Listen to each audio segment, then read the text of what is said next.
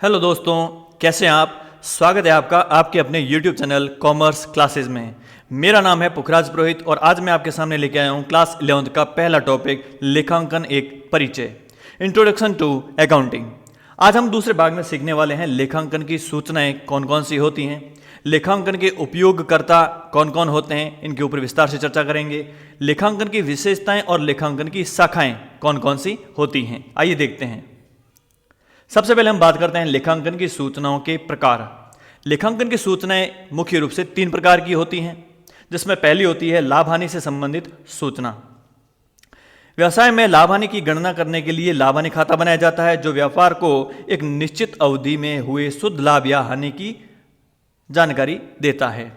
अर्थात व्यापार में शुद्ध लाभ या हानि की गणना करने के लिए एक विशेष खाता बनाया जाता है, जिसे हम लाभ हानि खाता कहते हैं। यहाँ ध्यान रखने योग्य बात है कि यह लाभ हानि खाता एक निश्चित अवधि का बनता है और यह निश्चित अवधि होती है 1 अप्रैल से 31 मार्च। अर्थात 1 अप्रैल से 31 मार्च की अवधि में व्यापार द्वारा शुद्ध लाभ या शुद्ध हानि की कितना अर्जित किया गया, इसकी गणना करने के लिए व्यापार द्वारा एक विशेष खाता बनता है, जिसे हम कहते हैं लाभ हानि खाता।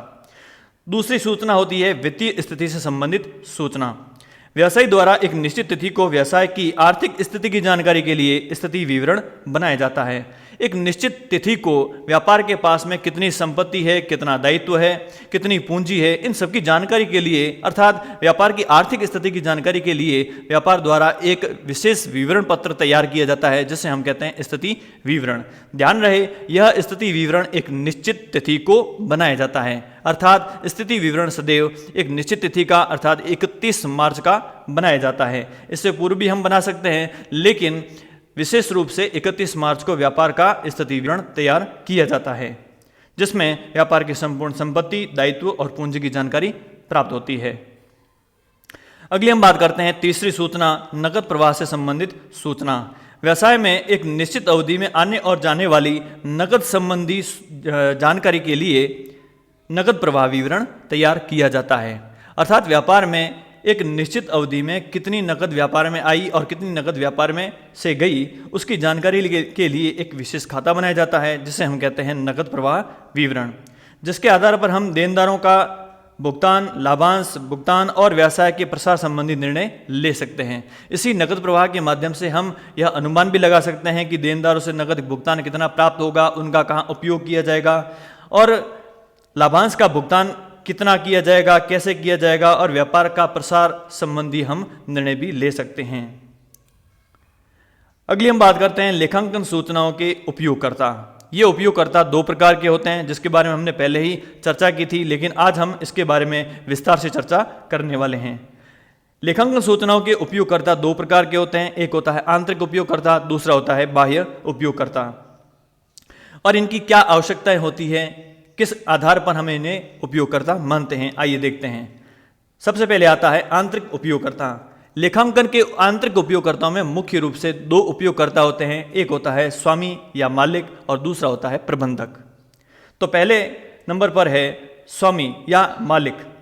व्यापार का स्वामी व्यापार में पूंजी लगाता है तथा जोखिम भी वही उठाता है, अतः वह व्यवसाय के लाभ हानि में ज्यादा रुचि रखता है।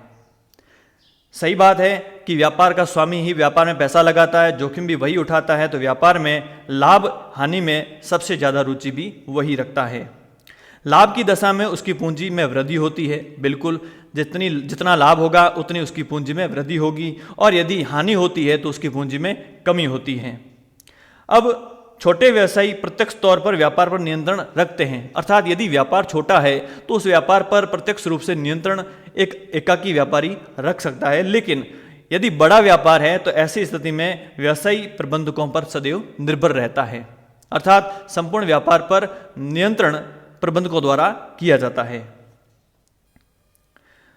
दूसरा उपयोगकर्ता होता है प्रबंधक, जिसके बारे में हमने बात की। यदि व्यापार बड़ा हो तो यहाँ पर व्यापार का स्वामी प्रबंधकों पर निर्भर रहता है। तो प्रबंधक, बड़े बड़े व्यवसाय में स्वामी और प्रबंधक अलग अलग होते हैं।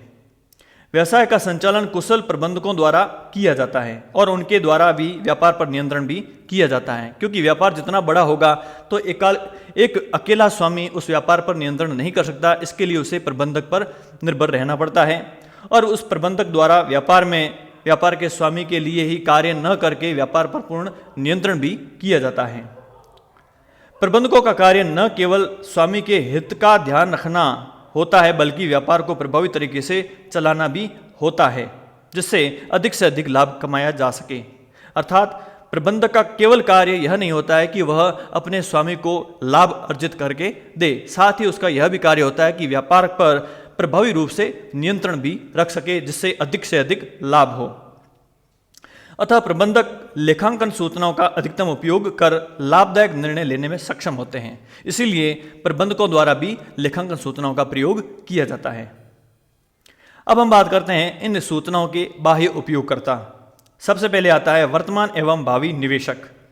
कंपनी या एकाकी व्यापारी के अंशधारी हो या ऋणदाता हो, निवेशक की श्रेणी में आते हैं। इनका व्यवसाय की क्रियाओं में प्रत्यक्ष नियंत्रण नहीं होता। ये व्यक्ति व्यापार से प्रत्यक्ष रूप से संबंधित नहीं होते हैं। इन्हें संस्था की लाभार्जन क्षमता, आर्थिक स्थिति और भावी योजनाओं के संबंध में जानकारी की आवश्यकता होती है, जिसके आधार पर वे ये लोग ये निर्णय ले सकते हैं कि एक व्यापार में विनियोग करना चाहिए या नहीं करना चाहिए, या एक वर्तमान निवेशक है वो यह निर्णय ले सकता है कि उस व्यापार में से धनराशि वापस निकालनी चाहिए या उन्हें और विनियोग करनी चाहिए। दूसरे नंबर पर है बैंक या वित्तीय संस्थान। यह संस्थान अल्पकालीन और दीर्घकालीन ऋण उपलब्ध करवाता है। यह अपनी ऋणों की वापसी के लिए शोधन क्षमता और लाभार्जन क्षमता के बारे में लेखांकन द्वारा उपलब्ध कराए गए प्रतिवेदनों का विश्लेषण करते हैं। जब बैंक द्वारा विभिन्न प्रकार की उद्योगों, एकाकी व्यापारी इकाइयों को उधार राशि दी जाती है, तो वह पहले यह निश्चित करती है कि उनकी राशि वापस प्राप्त कैसे होगी, जिसके लिए ये संस्थाएं यह देखती हैं कि उनके प्रविवरणों में या उनके प्रतिवेदनों में व्यापार की आर्थिक स्थिति कैसी है, उनकी लाभार्जन क्षमता कैसी है, उनकी शोधन क्षमता कैसी है, जिसके आधार पर ये संस्था ये निर्णय लेते हैं कि इन संस्थाओं को या एक व्यापारिक इकाइयों को उधार धन देना चाहिए या नहीं। अगला हम बात करते हैं लेनदार। यह व्यवसाय को उधार माल और सेवाएं प्रदान करता है। हर व्यापार को जो पक्षकार उधार माल देता है या उधार सेवाएं प्रदान करता है, उन उधार सेवाएं देने वाले या वस्तु उपलब्ध करवाने वाले पक्षकारों को हम लेनदार कहते हैं। व्यवसाय की भुगतान क्षमता के बारे में जानकारी के लिए इन संस्थाओं द्वारा वित्तीय प्रतिवेदनों का प्रयोग किया जाता है। अर्थात लेनदारों द्वारा उधार सुविधाएं देते समय इन इकाइयों की वित्तीय प्रतिवेदनों को देखा जाता है, जिसके आधार पर ये निर्णय लेते हैं कि उन्हें उधार सुविधाएं दी जाए या नहीं। अगला आता है सरकार। सरकार को आयकर, जीएसटी आदि के रूप में राजस्व की प्राप्ति होती है। सही राजस्व की गणना करने के लिए व्यवसाय के वित्तीय प्रतिवेदनों का प्रयोग किया जाता है। बिल्कुल सही है, सरकार को जो जनता से आय होती है वो राजस्व के रूप में प्राप्त होती है, और सही राजस्व की गणना करने के लिए सही लेखांकन की जानकारी रखनी होती है। इसके लिए सरकार भी इन प्रतिवेदनों का प्रयोग करते हैं। अगला आता है कर्मचारी एवं श्रमिक। कर्मचारी या श्रमिक वर्ष के अंत में बोनस प्राप्त करना चाहते हैं जो व्यवसाय के लेखों से संबंधित होता है। अतः श्रमिक या कर्मचारी वर्ग व्यवसाय के वित्तीय प्रतिवेदनों में रुचि रखते हैं। कर्मचारी और श्रमिक वर्ष के अंत में बोनस की आशा करते हैं, और ये लोग ये भी देखते हैं कि व्यापार की स्थिति क्या है, व्यापार में लाभार्जन क्षमता कैसी रही, लाभ कितना अर्जित किया। यदि अधिक व्यापार द्वारा लाभ अर्जित किया जाता है तो इनके द्वारा भी अपने स्वामी से यह आशा रखी जाती है कि उन्हें भी बोनस प्राप्त होगा। इसलिए भी ये पक्षकार भी वित्तीय प्रतिवेदनों में रुचि रखते हैं। अगले आते हैं ग्राहक। व्यवसाय की निरंतरता, उत्पाद की सप्लाई की निरंतरता तथा व्यवसाय की बिक्री के पश्चात की सेवा संबंधी सूचनाओं के लिए ग्राहक लेखांकन प्रतिवेदन पर निर्भर रहते हैं। किसी भी व्यापारिक इकाई द्वारा जो उत्पाद वितरण किया जाता है उनकी निरंतरता, उनकी क्वालिटी, उनका मूल्य, साथ ही बिक्री के पश्चात एक इकाई द्वारा कौन कौन सी सेवाएं दी जाती है, और सबसे बड़ी बात वह व्यवसाय निरंतर रहेगा या नहीं, इसकी भी जानकारी के लिए भी ग्राहक वर्ग इन सूचनाओं का प्रयोग करते हैं, जिनके आधार पर ये निर्णय लेते हैं कि एक इकाई से माल खरीदना चाहिए या नहीं खरीदना चाहिए। समाज व्यवसाय न केवल रोजगार उपलब्ध करवाता है बल्कि संपूर्ण सामाजिक ढांचे को भी प्रभावित करता है। अतः समाज की सफलता और असफलता के बारे में जानकारी प्राप्त करना चाहता है। अर्थात व्यापार केवल एक समाज को रोजगार ही उपलब्ध नहीं करवाता है, साथ ही समाज की सफलता के बारे में भी एक इकाई जो है महत्वपूर्ण योगदान देती है।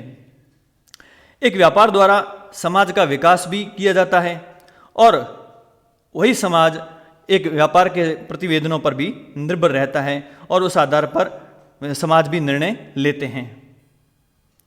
अब हम बात करते हैं लेखांकन सूचनाओं की गुणात्मक विशेषताएं, जिसमें सबसे पहले आती है विश्वसनीयता।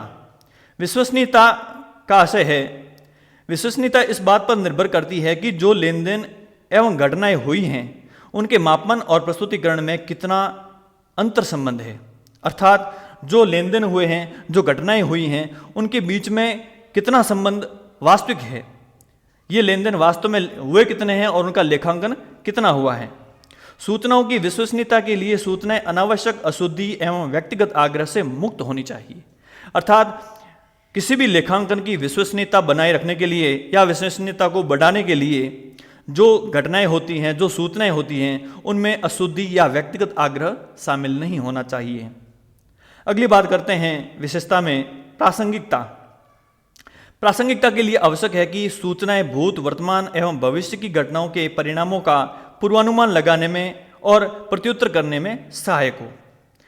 इसके अलावा यह पूर्व में किए गए मूल्यांकन की पुष्टि या संशोधन के लिए उपयोगी हो। अर्थात सूचनाएं जो एक इकाई द्वारा प्राप्त होती हैं, ये सूचनाएं भूत, वर्तमान और भविष्य की घटनाओं के परिणामों का पूर्वानुमान लगाने में भी सहायक होनी चाहिए।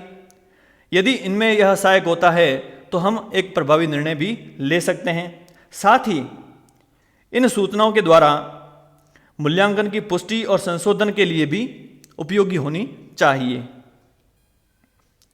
अगली बात आती है बोधगम्यता। बोधगम्यता से आशय है कि उपयोगकर्ता जो किसी संबंध में निर्णय लेते हैं वे इन सूचनाओं को उसी संदर्भ में समझ सकें जिस संदर्भ में उन्हें तैयार किया गया है। अर्थात लेखांकन इस प्रकार होना चाहिए कि जो लेखांकन सूचना देना चाहता है उस सूचना को उसका उपयोगकर्ता उसी अर्थ में समझे जिस अर्थ में उसे तैयार किया गया है। अर्थात एक सही निर्णय लेने के लिए उसका बोधगम्य होना जरूरी है। लेखांकन में बिना विश्वसनीयता और प्रासंगिकता के खोए सूचना इस प्रकार प्रस्तुत की जानी चाहिए कि वे उपयोगकर्ता के लिए बोधगम्य साबित हो। अर्थात यदि लेखांकन में विश्वसनीयता और प्रासंगिकता नहीं होगी तो वह कभी बोधगम्य नहीं हो सकती। अंत में आता है तुलनीयता। लेखांकन द्वारा प्रस्तुत सूचनाएं अन्य समान व्यवसाय से परस्पर तुलना योग्य हो। अतः सूचनाओं के प्रस्तुतिकरण में लेखांकन की नीतियों का पालन किया जाना अपेक्षित है। अर्थात लेखांकन इस प्रकार तैयार किया जाना चाहिए जिसके आधार पर एक व्यापारी अपने खुद के व्यापार से भी तुलना कर सके, साथ ही उसी के समान अन्य व्यापार से भी वह तुलना कर सके।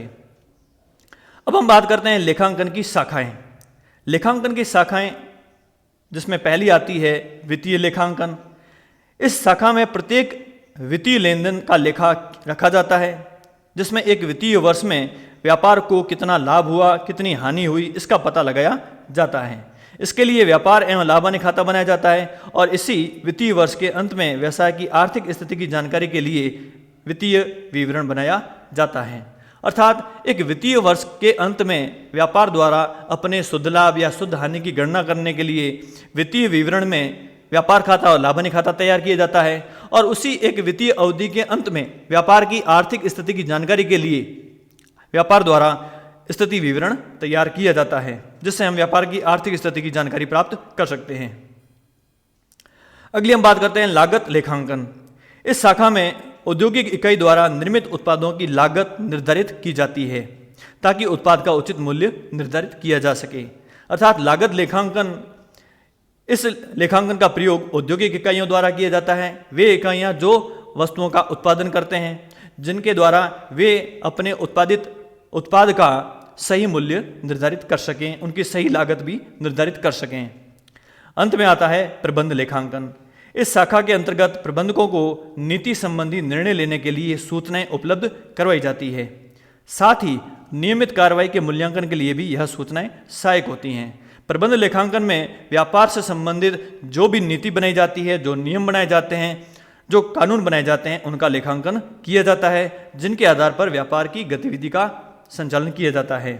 साथ ही उनके मूल्यांकन के लिए भी यहाँ सूचनाएं उपलब्ध होती हैं। आशा करता हूँ कि आपको यह छोटा सा वीडियो पसंद आया होगा। पसंद आता है तो लाइक कीजिए, कमेंट कीजिए और शेयर जरूर कीजिए ताकि सभी अभ्यर्थियों का इसका लाभ प्राप्त हो सके। धन्यवाद।